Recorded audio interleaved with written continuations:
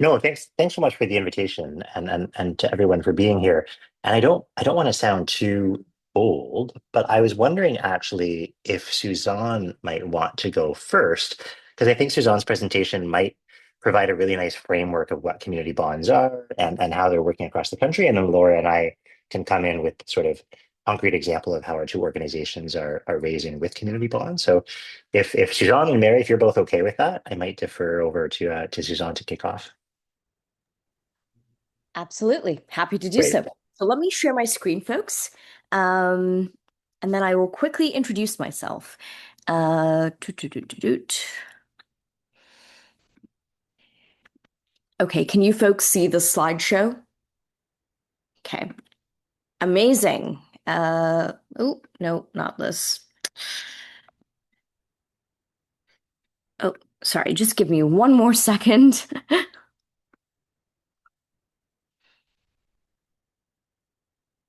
Hmm,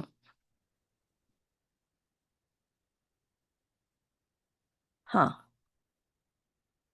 Wonder what's happening right here. Aha, perfection. Excellent.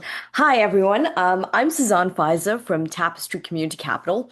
I am our knowledge lead, hold on, I'm sorry. I am not our knowledge lead anymore. I'm actually our policy and research manager. I got a little bit of an upgrade. And what that means is that I handle our policy advocacy work and also our research work on community bonds. And I also handle on occasion like community conversations around community bonds and really educating people and bringing awareness to the model. So you might be wondering, what does Tapestry actually do? So we are a nonprofit co-op with a mission of making community financing accessible to various organizations across Canada. And so we really guide organizations through every step of the process. So even from the moment they start thinking about, hey, maybe we could raise this kind of debt, etc., we can kind of get involved and go, does this make sense?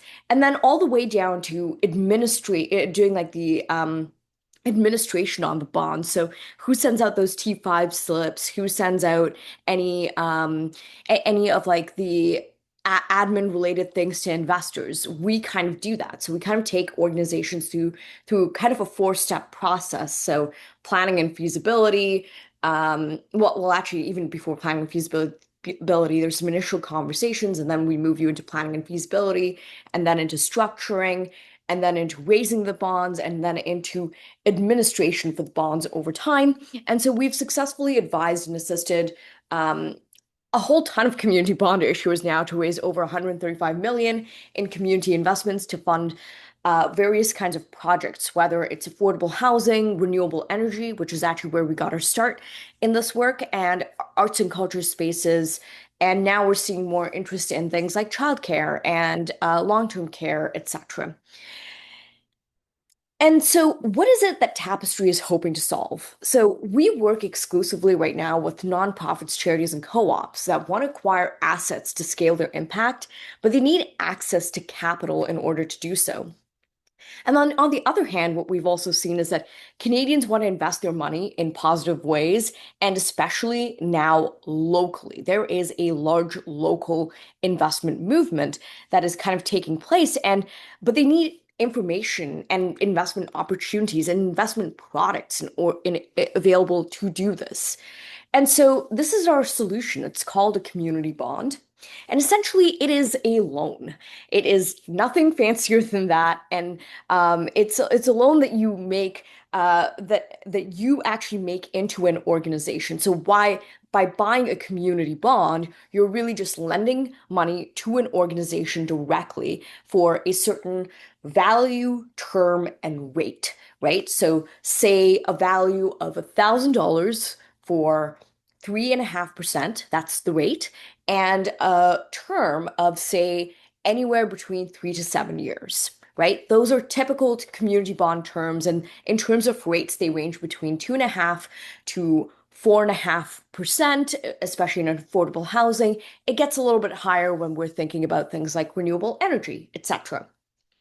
And so essentially, as you can see through the cycle, community member buys a bond, so they're really lending money. That money goes directly into projects. This capital is rarely, when you're investing, lying around idly for more than a few months. People are actually starting to deploy them directly as it comes in. Organizations finance their projects, and then organizations repay investors over time. And then at maturity, investors can either choose to make back the full capital that they had invested alongside the interest, or they can reinvest at maturity. So the important thing to realize is that a community bond is enabled also through very particular legislation in the country, right? So there are securities regulations, because a debt tool like this is also a security, that basically called, and it's called Section 2.38 under the National Instruments 45-106, also known as the prospectus exemptions, that enable nonprofits and charities in particular to raise capital from everyday people without creating a long prospectus in order to raise capital. Right? And so these are also what we call private market securities. So what is a private market security? A private market security is anything that is not on the public stock exchange, right? So you will never see a community bond on the Toronto Montreal Stock Exchange. And that has certain implications. It means, for example, you can't really sell your bond to another person, right? Like the way you can sell your securities on the Toronto Montreal Stock Exchange. So there's no secondary market, etc. So there are some like things in there, but then also it is a really transparent tool, right? You know exactly where your capital is going, unlike where sometimes, well, when you invest on the stock exchange, you know your capital is going into either things that you may not would prefer your capital did not go into, or you don't know where your capital is going whatsoever, right? So there's some so there's some like really interesting trade-offs, etc., with the tool. So you might be wondering, interesting, but why would anyone want to raise community bonds in this way? Or why raise community bonds at all? And so the first thing that we've noticed is that they're flexible, really.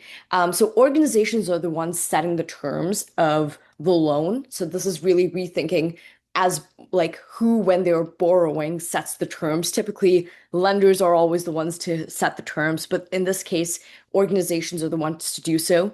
They're inclusive, so individuals and institutions can invest. We've had everyone from a community local investor to a private pension fund, nonprofits, businesses, etc., invest in community bonds. They're engaging. They really help raise the profile of organizations that are raising them, and then stimulate really pride and ownership in the community.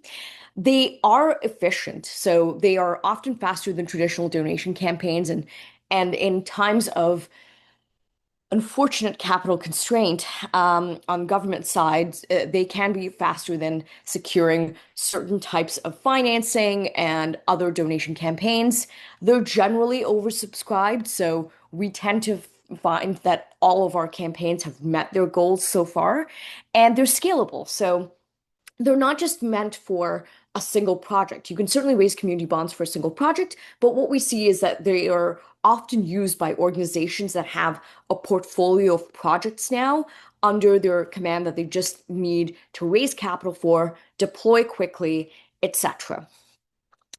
And so the one question everyone asks me whenever I make these presentations is, Suzanne, that all sounds really good, but are there risks to us with these? And I do want to address it. Yes, community bonds carry real risks, and most of these are noble and manageable. I will say that they're like with all investments carry risk, and not all risks are knowable, and that is something that we just actually just deal with as with the uncertainty of life and living in this world in general. But for issuers, we've just kind of there are like a general set of risks that can be there for issuers. For example, repayment risk. Can you actually repay? And if so, how do you know? And so we help manage this through conservative projections and thinking through well-structured repayment schedules. And one of the benefits of the community bond here is that organizations can really think, okay, what can we actually afford to repay on? Cash timing risk. So really like say like ideally community bonds are not creating cash crises for you. And so we try and stress test for that. So thinking about how we can how we create repayment timelines. Um, especially around short-term maturities, like community bonds are short to medium term investments. And fundraising risk, right? Like, can you actually raise the certain amount of capital in your community? And how do you know? And like, setting realistic minimum raises, building warm investor lists, etc. And capacity risk. These are like Tapestry is here to support organizations raise investment, but there is a learning curve that comes with doing a community bond that is really around an organization's capacity to do part of the sales, to do actually all of the sales as of right now, um, and thinking really through like what is needed in terms of long-term stewardship of this capital at your organization. Do you have the right kind of board members and foresight, like in terms of the governance, etc.? Do you have the right kind of staff? All of these things are are key to making sure that it's not just you're raising the capital once and that's it, but it's really making sure that the capital is stewarded well over the long term, which also it then just speaks to the general health of the organization. And then for investors, returns can sometimes be delayed or restructured. So choosing issuers with clear plans and mitigation strategies. Of course, nothing in this world is guaranteed, but at least you know what you will have signed up for. Knowing that community bonds are illiquid for in that you can't resell the bonds, etc. And you won't get your capital back until maturity. And so it really should be treated as a medium-term commitment. Um, and also subordinated, depending on where issuers are in a capital stack, for example. Sorry, depending on where how much other capital organizations will be raising, like community bonds, for some context here, are one part of the capital stack. So they're often either the first piece of capital in or the last piece of capital in. And so if there's other capital, community bonds may be treated as quasi-equity. So they're sometimes the last paid out in a wind down. So understanding capital structure is crucial. And sometimes the disclosure is lighter than the public markets, right? So like Ottawa Community Land Trust, CCOC, as due to their nature as nonprofits, are not required to create legally and financially burdensome prospectuses. So, like making sure that you are reading through the offering package, etc., is rather crucial to help de-risk the investment for investors. And I will say, like, globally, there is a community bond market of 175 million. And to date, by my count, and I'm pretty sure I am like Tapestry is like the organization that has the kind of like main count of community bond issuers across the country, those who work with us and those who don't. To date, the default rate in community bonds has been around 1.1%, which is pretty good considering other financial tools. But as we scale, we expect defaults, and that is the reality of any lending. Whether you're thinking about bank lending, commercial lending, well, the commercial lending is bank lending and other types of financing. So I expect that a lot of people might have some questions around this. So hang on to them. I will be here to answer your questions. Um, But really, the end result of all of this is that community investors are able to make a fair and balanced return by investing in projects that they believe in. Sometimes returns on community bonds are called concessionary. I am going to offer a I'm going to offer a philosophical point on here, which is that all lending is concessionary. The question is concessionary to what, right? So when you're investing at 15% on the capital markets, what are you conceding by getting that 15%? When you're investing in OCLT, yeah, you're getting a 3.5, maybe 4% return. But what are the outcomes that you're getting as well, right? Like there are outcomes that are conceded, outcomes that are built. And so my argument is that all lending is concessionary. The question you have to ask is concessionary to what? And so these are some of the outcomes that you can actually see. Like number two and number three is that nonprofits and co-ops are able to own assets that allow them to scale their impact. And then communities are better served with spaces that then can create the kinds of programming to access the services and things that they need in their communities. And so, how have community bonds supported housing providers? So, in the last 3 years, and courtesy of CMHC's housing supply challenges, Tapestry has really scaled our investing in housing program, which we were able to first build as a result of the housing supply challenge. So, affordable housing is one of the growing use cases for this tool in Canada. And as I kind of alluded to, they rather played two distinct roles in housing projects. They're bridge financing due to the short-term nature of the bond, which also is tied to, for example, retail investors and what kind of lending they are willing to do. It's hard to think of investments kind of sitting for 40 years. So right now we're working between 3 to 7 years. So they're bridge financing that kickstart projects or unlocks and leverages in other capital, or they're also closing equity and capital gaps that would otherwise stall a project entirely.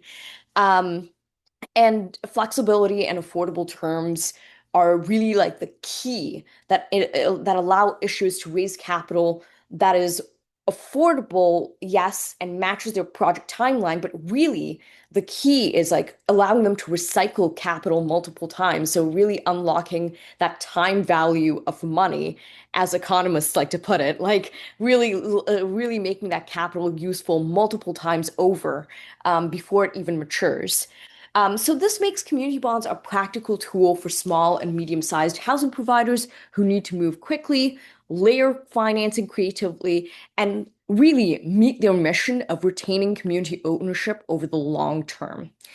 And I want to I want to share one last story before I go on to my last slide. I was talking to a community bond issuer in a rural municipality recently, and what they told me was, what they'd used community bonds for was actually not as bridge financing or or or or closing equity and capital gaps, but really as as debt consolidation and refinancing, because had they not been able to raise community bonds, they were looking at losing all of their currently held properties, all the properties that they held at that time, and um, and as a result of the simple terms, the accessible and flexible terms that community bonds offered, they were able to not just simply consolidate their debt, but lower how much they were paying out,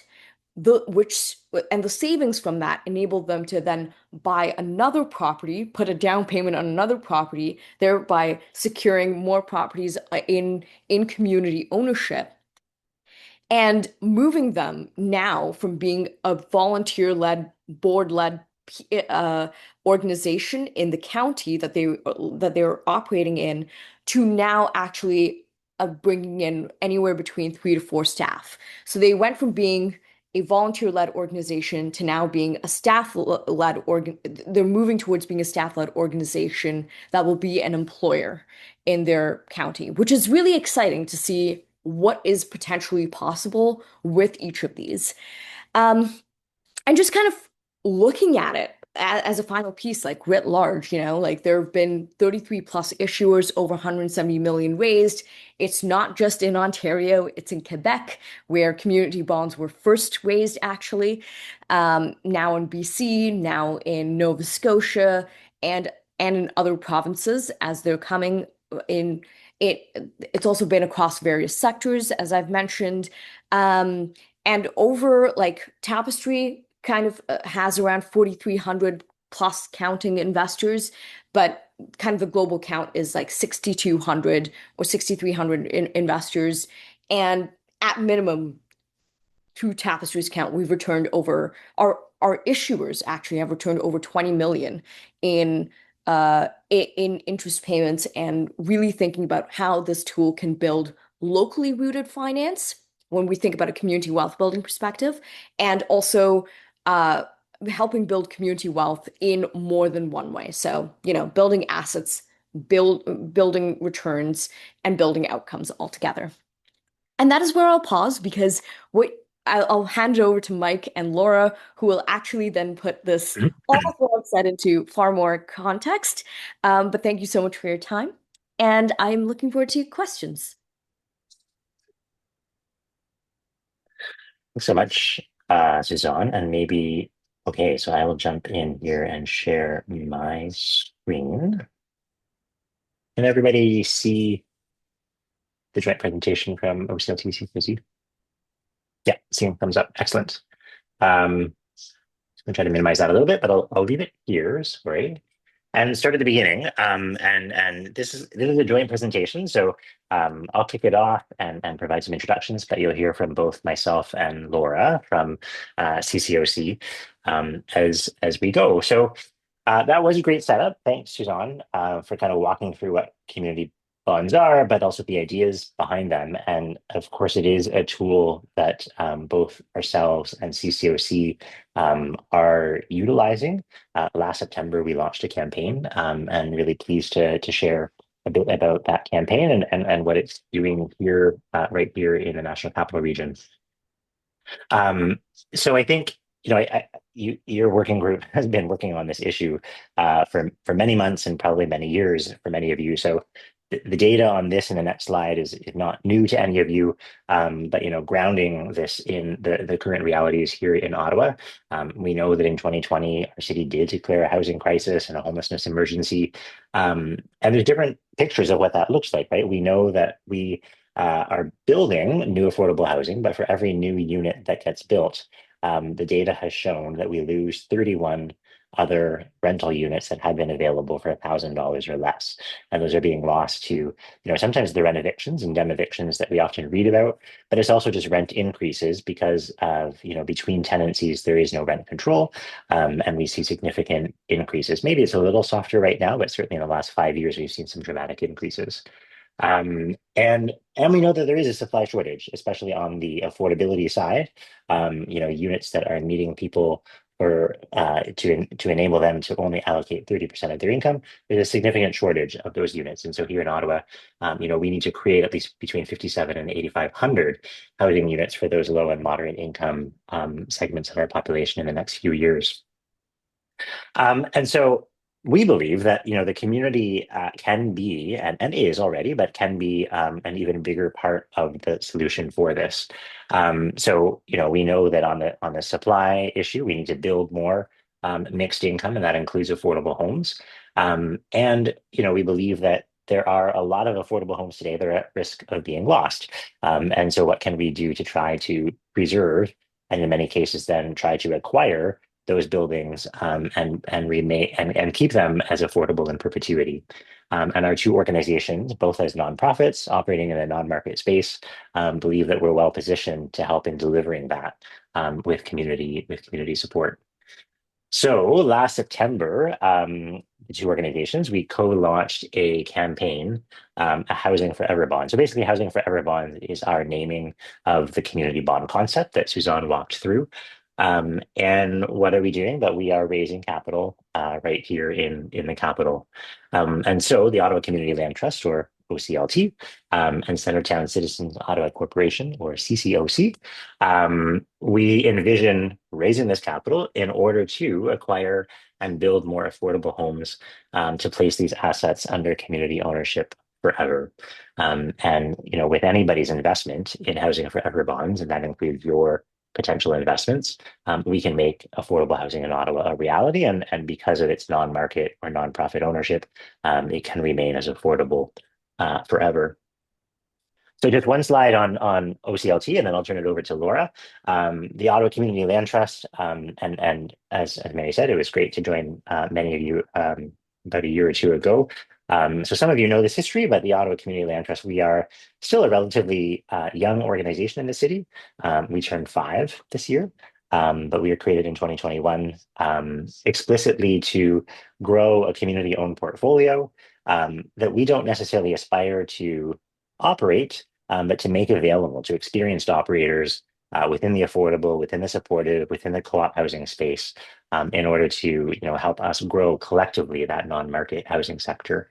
So we are, the slide says identifying resources. Ultimately, we're trying to raise capital, and the community bond is a significant part of that exercise in order to acquire buildings that have modestly affordable rental units that we want to keep as affordable, and we also do want to secure land. And 2 weeks ago, we did close on our first parcel of land, a fairly small parcel that we hope in the next couple of years to develop 10 or 12 units of housing. But our primary focus has been around acquisition, and so entering into the market space to try to preserve those units.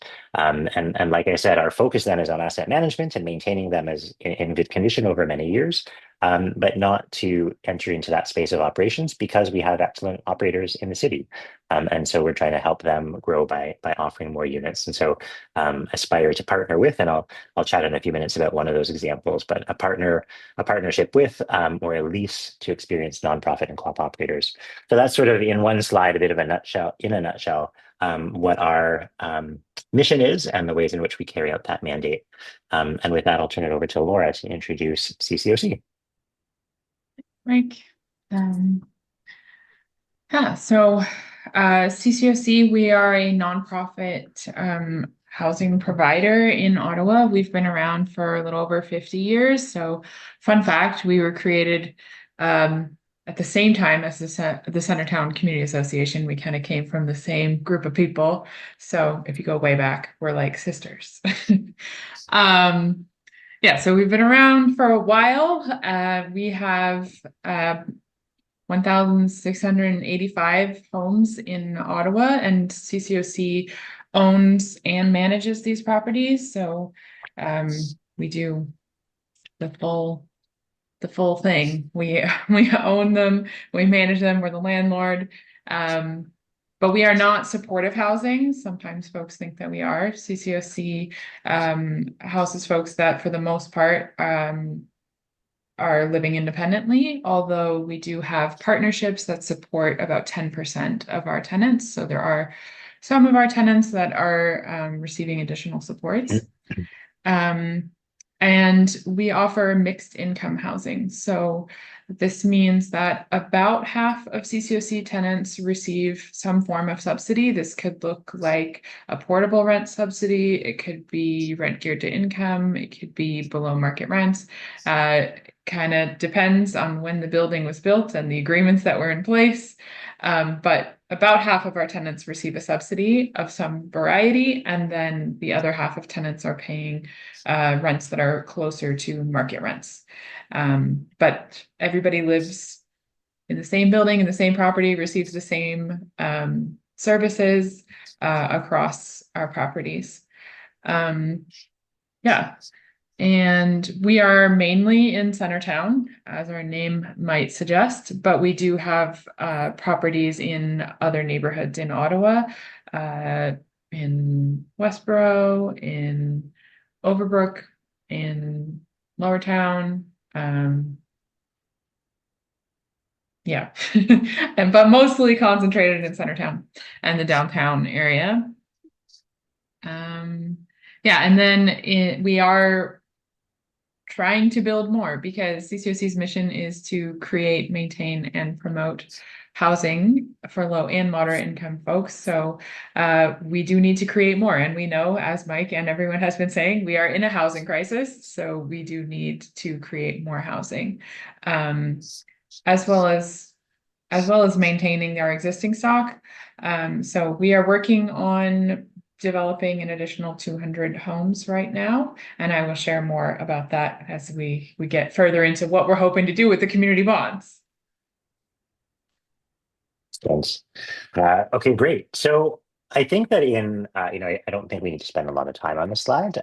We had the privilege of having Suzanne with us. So, again, the Housing Forever Bond is a community bond, a proven tool that allows individuals and organizations like yourselves to invest in impactful projects. And in this case, in the work of CCOC and the Land Trust. This campaign launched in September and launched with a bold and ambitious goal, and one that we do continue to work towards. And that is that together we would raise 25 million in community bonds. Now we are joined at the hip in terms of the marketing of this and engaging groups like yourselves tonight. You'll find us at farmers markets around town over the summer and different events. But we are legally structured as two organizations and each with our separate offering statements. And so we'll talk a little bit more about that. But all to say that within the 25 million, CCOC is aspiring to raise 15 and the Land Trust is aspiring to raise 10 million. And I'll talk a little bit more about what we each hope to use those proceeds for. This does build on support. And the last time I probably talked to this group was about our 2024 campaign, which is when the Land Trust launched our first community bond campaign. And it really was the response that we had from the community, both locally and I will say from some investors across the country, but that allowed us to raise not just our goal of 1.7 million, but in the end we raised 3 million in about 6 months. And at the end of that campaign, had a significant wait list of folks that wanted to invest as well. And so that led us to join forces with CCOC, but then ultimately launch a second campaign, which is that current campaign that opened in September of last year. Suzanne mentioned that often, an issuer might have more than one option or more than one series, and providing options for folks to invest for between 3 and 7 years. And certainly, we follow in that same kind of model where. So this slide is showing you 3 different investing options or investment options. These are all Housing Forever bonds, but they have slightly different terms based on the duration and the minimum entry into that particular series. So, one of the things that I think is really exciting about the community bond is that it is accessible to a lot of the population, not everybody, but the minimum entry is $1,000. And what you're looking at on this slide are, I mentioned there were 2 different organizations, 2 separate offering statements, but the bond options are identical. And so you could invest in Series A, a 3-year bond for $1,000. You could invest in CCOC, you could invest in OCLT, or you could invest 1,000 in both. If that was something that you were interested in. In that first one, it's a 2.75% return. That's a balloon payment. So at the end of your 3 years, you can get your principal back along with 2.75% interest. You can obviously reinvest it if you would like.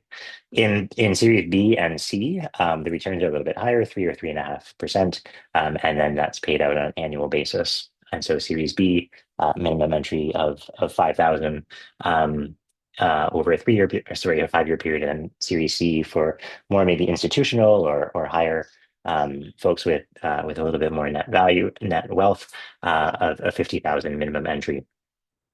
The one thing I'll say is that I echo Suzanne's point that they are, community bonds are not intended, similar to a GIC, they're not intended to be liquid investments. One of the things that I know for OCLT is that we have been encouraging and really grateful for certain investments from, say, community organizations that have reserves. And we understand, the purpose of reserves is to be there for a rainy day. And so we do have board discretion to waive that requirement. And so if, in fact, an organization needed to tap into their bond prior to expiration, we do have an ability to make that kind of an arrangement. I think, as Suzanne mentioned, and I really like that idea of every investment is concessionary, but concessionary to what? And so the beauty of Housing Forever bonds is you're not conceding social outcomes or even certain environmental outcomes. But by investing, you're helping promote the availability of permanently affordable housing across the city.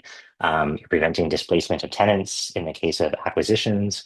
You're building wealth within the community and for the community. So we're excited that we can help folks in the community earn interest. And when we pay out interest, when we service our debt, it's exciting to be able to pay that back into the community. And so it is a way of building wealth and keeping wealth in the community. We are committed to those sustainable development goals that include ensuring access for all to safe and affordable housing. And ultimately, and many of you maybe have heard about, the federal government is about to launch the federal rental preservation fund. And as public funding, I think, catches up to this, I think it will come. I think what both organizations are doing is testing the waters and learning how to do this work of both acquisition and, of course, of development as well, which is so key to CCOC's work. So just a few slides on how we each approach this work. So I'll chat a little bit about what OCLT is up to and how we use the bond proceeds. And then Laura will come back with a number of slides that walk through their approach to this work and how they're using the funds that are raised. So for OCLT, we are looking at these proceeds as a fairly flexible revolving fund. You'll see that on the next slide a little bit. And so, if we see of an opportunity of an acquisition, it's great to be able to have very quick access to bridge financing. Community bond proceeds offer us a more affordable way of bridge financing than, say, a more expensive line of credit. But they could also serve as sort of short to medium term, like a second mortgage on a property. And so, again, the nature of the fund is that it offers us both of those opportunities. And then what do we mean by a revolving fund? For us, we estimate that if someone invests $1,000, we can likely use those dollars about 3 times in the next 5 years. Because what can happen is if we use those funds as bridge financing to close on a property, we will then pursue takeout financing, hopefully, drawing on an affordability measure like the MLI Select program at CMHC. And once we have that mortgage, those bond proceeds can be used to make a down payment or as equity in a subsequent acquisition. And so that basically what this slide is doing is showing you that process. We use the funds to acquire a property. We'll then secure a mortgage. Depending on where we are or where you are in the cycle of your term, once those bond funds are freed up, we can use them for a subsequent acquisition or another development, or if necessary, we'll repay the investor at the end of their term. And so that's what's really exciting about the revolving nature.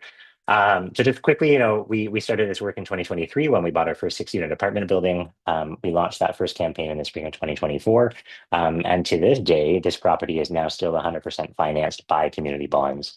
So we're in the process now of applying for a joint mortgage on a couple of properties, but this one is completely financed by the community. And so when we acquired it, we had a line of credit from our lender, VCIB, which is fantastic. Ultimately, we paid off that line of credit through a combination of a grant from the city or from Councillor Leeper. We had some philanthropic contributions. We will pursue a mortgage, but then it was community bond that filled out the rest of that capital stack. And a very similar model, like I said, the campaign went well. And so by the summer of 2024, we were able to acquire a second property, a 10-unit apartment building in the Vanier neighborhood. Just briefly, I think right now, the momentum is quite high. And so 2 weeks ago, we announced the acquisition of our third building at the same time as we acquired that piece of land I mentioned earlier. But that third building is a 31-unit apartment building in the Riverview Park neighborhood. That building as well, not as well. In that building, there was no public funding that went into that. So it was really the lender working with us and then the community bond holders that helped us to close this particular purchase. The seller also gave us a generous vendor take back mortgage, but I think what's really significant here is that this was done through community power. This wasn't something that was done with government assistance. And so that's the building that you see on the left. And then the building in the center is a smaller building in Centretown. So this will be our first property in Centretown that we're scheduled to close on in early July. This one is kind of exciting because we're buying it from Ottawa Salis as they raise equity for their further development of new supportive housing.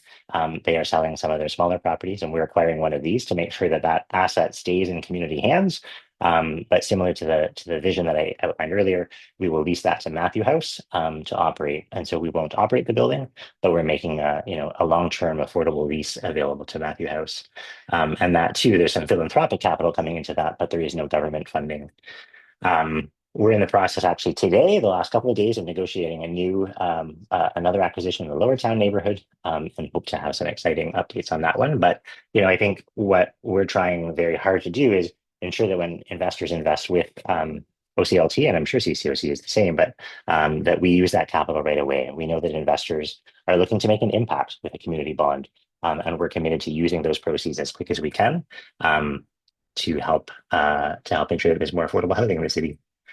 I'm going to move on very quickly, but we do this in part when an acquisition happens. One of the key things is the buildings that we have thus far acquired have been fully tenanted, and part of our mission there is to prevent the displacement of those tenants. We often read about those stories of rent evictions or den evictions, but our idea is for those tenants to experience housing security.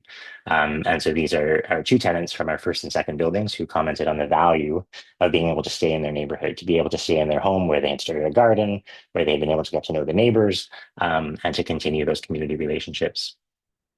You can find information on our board and staff on the website. And maybe with that, I will turn it over to Laura to introduce CCOC's campaign. Yeah, so CCOC, we're planning and already started using the bonds that we are getting to add. We're aiming for 850 new homes to our portfolio by 2034. And so the proceeds from the Housing Forever bonds are going towards our pre-development costs. We're putting 5 million towards that, and then 10 million towards acquisitions. These are our targets. If you go to slide.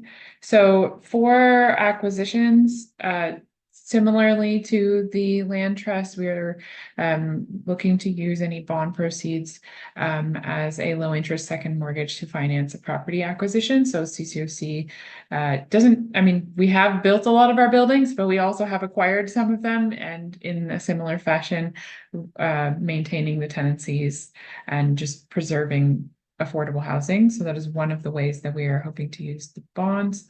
And then the next one, our next big one is our pre-development costs. So this is for new construction, because, and if you've heard in the news, we did receive, or we are set to receive, we have not yet received, but we are set to receive some money from BCH, Build Canada Homes. That's great, but that money does not come through until construction actually starts. And there are a lot of costs associated with getting a building shovel ready in order to unlock that government funding. And so that's really what we're using the bonds for these, is those pre-development costs that will help us speed up this project, get it to a point where we are ready to then leverage other sources of funding for the construction costs, but putting it towards those pre-development costs, then getting the project into construction, and then we can take that money and put it into another project. So it's bridge funding to cover those pre-development costs. And the projects that we have lined up right now, we are working towards 96 new homes, or a 96 unit building at the corner of Bank and Chamberlain in the Glebe. Like, if you know where that Glebe sign is, that's exactly where we're picturing putting this building. And then 64 homes on a site on Presslin Road. So this is a site that we already own. There was a building here previously, but unfortunately there was a fire there several years ago. So the building has been demolished, and we are now going to double the amount of units on that site. So these are two projects that are getting close, but we need to bridge this funding in order to move them forward. And similarly, if you want to find out more about our whole team, you can find that info on our website of our board and our leadership team. So we hope you'll invest with us or share the word and help us get the word out. And if you have questions, you can reach out to either of us or anyone at CCOC or the OCLT. Yeah. Yeah, I think that I mean the QR code will essentially bring you to the website, which is also on this last slide. So housingforeverbonds.ca, and I think some folks are very comfortable with the portal, and it can be something that folks do, on your own, and the funds eventually get transferred electronically. But as Laura said, you can also drop an email to that address, invest@housingforeverbonds.ca, and somebody from our joint campaign will be happy to follow up and support you with further information. But what you will find on the website, the housingforeverbonds.ca website, is, as I mentioned earlier, the offering statements from both organizations. Both organizations have appointed or designated a trustee that is um, well, I think we all know what a trustee is, but you're advocate in a sense. And so if, either of our organizations did run into challenges, one of our risk mitigation strategies for you is that you have a trustee to represent your interests. And, like I said, we just acquired a new property that I shared images of. And so we'll register a charge on that property to our trustee so that your interests are protected in that way. But you'll also find more information on the terms that we walk through briefly, and just a bit of information about like the business plan, right? What are the two organizations trying to do with this? What is our track record? You'll see the financial model for the next 10 years that we have done a lot of rigorous work with, and that's supported by Tapestry, to ensure that, when your bond term is up, you can be confident that we will be ready to repay you that principal, not just the interest, but of course the principal as well. So all of that information is on the website, but happy to answer questions directly as well. So thanks very much for your time, and maybe Mary, I'll turn it over to you to moderate conversation from here.